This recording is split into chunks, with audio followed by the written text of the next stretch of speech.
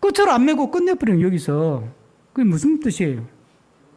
또 다른 등장인물이 있다는 이야기 아니에요. 예? 그 또 다른 등장인물이 누구예요?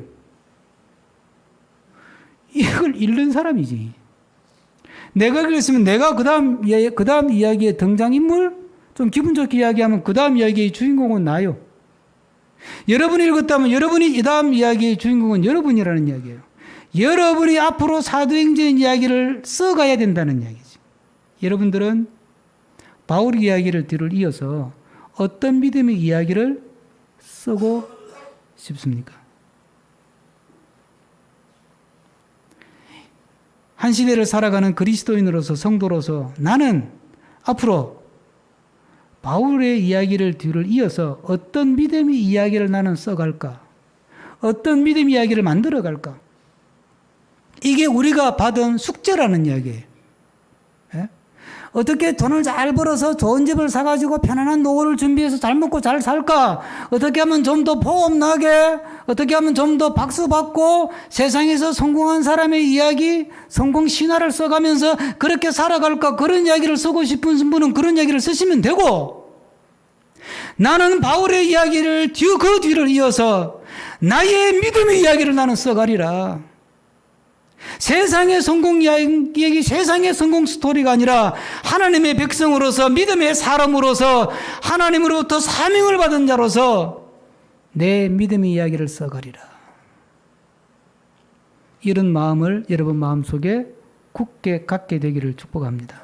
그리고 어떤 믿음의 이야기를 써갈지를 마음으로 그려보시기를 축복합니다. 기도하겠습니다. 주신 말씀 생각하면서 한 1분 정도 한 마음을 담아서 기도하겠습니다. 주님 감사합니다.